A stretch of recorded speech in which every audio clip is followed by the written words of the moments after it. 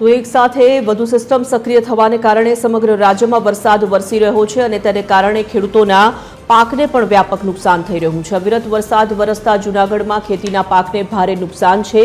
ખેતરોમાં પાણી ફરી વળતા સમગ્ર ઊભા પાકને નુકસાન પહોંચ્યું છે અને ખેડૂતોને પારાવાર મુશ્કેલી વેઠવાનો વારો આવ્યો છે। મગફળી, સોયાબીન, કપાસ જેવા અન્ય પાકોને પણ નુકસાન છે। ખેડૂતો માંગ કરી રહ્યા છે કે તાત્કાલિક સર્વે કરવામાં આવે સરકાર દ્વારા અને સહાય પણ ખેડૂતોને ચૂકવવામાં આવે।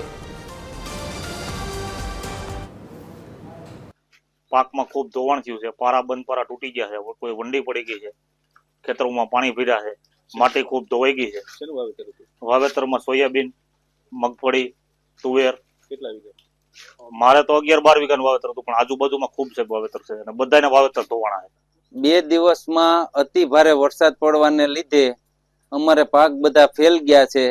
અત્યારે લાખો રૂપિયાની નુકસાની છે। સરકારશ્રીને નિવેદન છે કે 2 દિવસમાં સર્વે કરે અને સહાય રૂપી પેકેજ જાહેર કરે।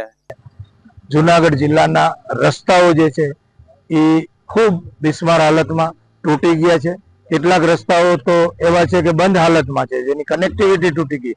એક ગામથી બીજા ગામ જવા માટે એ રસ્તાઓ જે છે એ જઈ શકતા નથી, કે વિદ્યાર્થીને પણ અગવડતા પડે છે। ત્યારે આ કાર્યપાલકશ્રીને અમે સૂચના આપી છે કે તાત્કાલિક જૂનાગઢ જિલ્લાના રસ્તાનું સર્વે કરે।